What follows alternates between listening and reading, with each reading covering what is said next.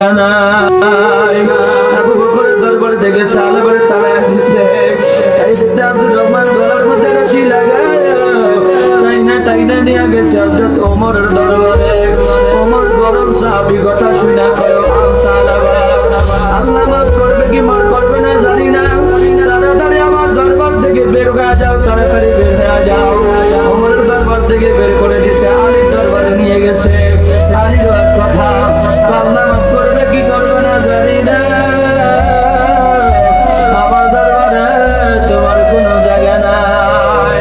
ওই দরবার থেকে বের হওয়ার পর সালমান চিৎকার দিয়ে কয় সাইদ আবু বকর বিদায় করতে পারে, ওমর বিদায় করতে পারে, আলী বিদায় করতে পারে, আবার বলে আমার কলেজের টুকরা নবীজি তার গুনাহগার উম্মতকে বিদায় করতে পারে না।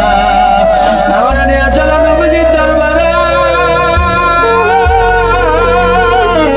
সাইদ ইবনে আব্দুর রহমান গলার মধ্যে রশি লাগায়া টাইনা নবীজির দরবারে নিয়ে যাইতে আসে। এর মধ্যে সালাবার কন্যা সন্তান খামসানাও তার সাথে অ্যাড হয়েছে। খামসানাও বাবার কষি ধরে গলার মধ্যে টান দেয়। দুনিয়ার কোন বাবা যখন অপরাধী করে পুলিশে প্রশাসনের হাতে ধরা খাইয়া যায়, পুলিশ তারে মারে।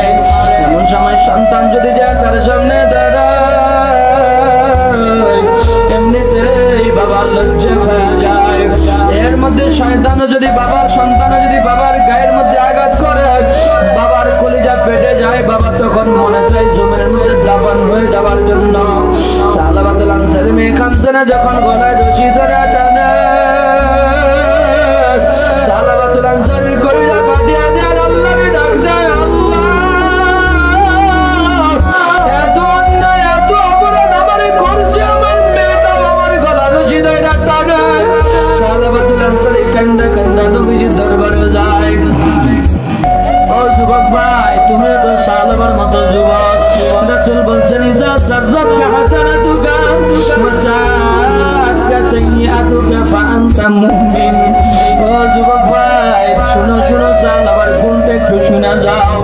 সালাবার জানা করে নাই, জানার ধারে কাছে কাছে। এর মধ্যে সালাবার দিনের মধ্যে এত অনুশোচনা, এত দুঃখ, মাওলার কাছে এত পরিমাণ কান্নাকাটি। যুবক ভাই, তুমি কত গুনাহ করছো, আমার মাওলার একটা বড় মাওলা বলে ডাক দিলা না। যুবক ভাই, সালাবা নবীর কাছে চলে গেছে। দেখো নবী গো,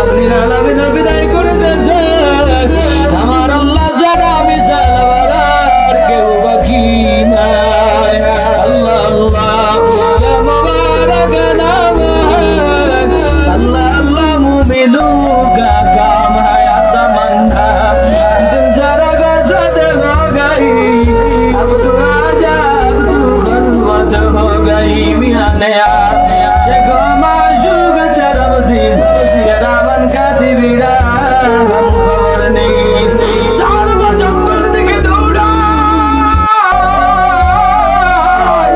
दौड़ा जे अल्लाहर डाकता से ओ मौला शाबा আমার বিদায় করে দিতে তুমি যদি আমার বিদায় করে দাও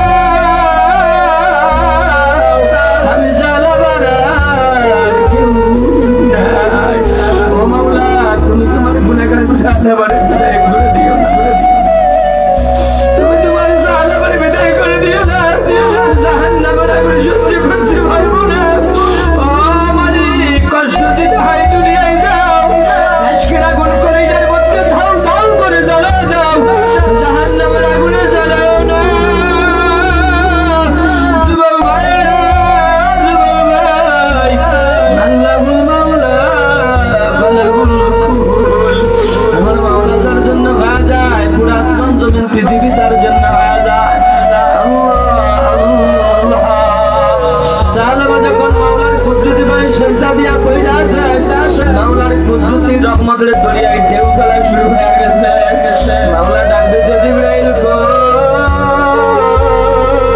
কই আমার নবীর কাছে যাও নবীর কাছে যা কিছু প্রশ্নের জবাব নিয়ে আসো জিবরাইল নবীর কাছে আইসা কয় ও পয়গম্বর কিছু প্রশ্নের জবাব চাই আল্লাহ জানতে চাইছেন একটু জবাব দেন কি প্রশ্ন আল্লাহ জানতে চাইছেন আসমান জমিন চন্দ্র সূর্য কে বানাইছে নবীজি কয় আলম নাজআলিল আরদা মিহাদা ওয়াল জিবালা আওতাদা ওয়া খালাকনাকুম আজওয়াজা ওয়া জাআলনা নাওমাকুম সুবাতা ওয়া জাআলনা আল-লাইলা লিবাসান ওয়া জাআলনা আন-নাহারা মা'আশা ওয়া বানাইনা ফাওকাকুম সাবআন শিদাদা এই আসমান জমিন চন্দ্র সূর্য সবগুলো একজন বানাইছেন তিনি কে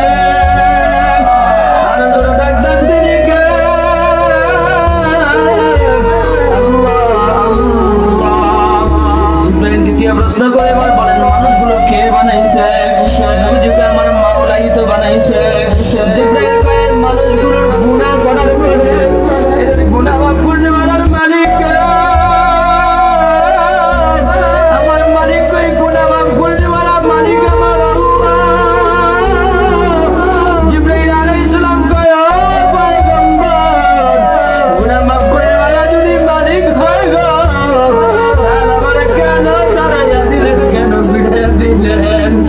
আমার নবী আমার আল্লাহ ঘোষণা দিয়ে দিয়েছে আল্লাহ জীবনের গুনাহ মহান আল্লাহ মাফ করে দিয়েছে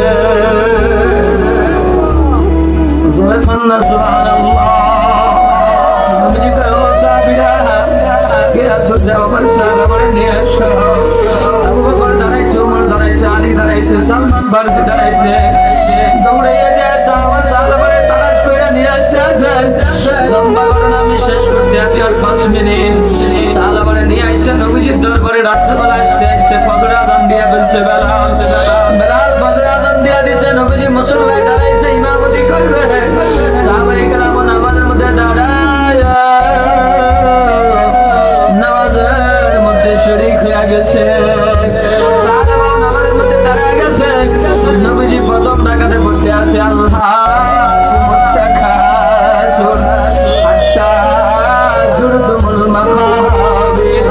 এই দুনিয়ার দৌলত দুনিয়ার ধন সম্পদ তোমাকে কবর পর্যন্ত দৌড়িয়ে দিবে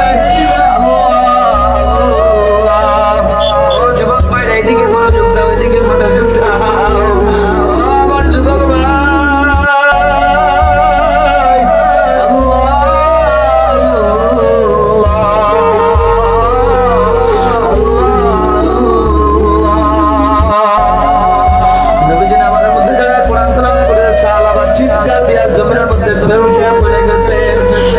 তাড়াতাড়ি নামাজ শেষ করলেন শেষ করে সাহাবীরা পিছন থেকে কিসের আওয়াজ ওই পয়গম্বর আপনার সাহাবী সাহাবাতুল আনসারে চিৎকার দিয়ে জমিনে পড়ে গেছে সালমান ফারসি বুকের মধ্যে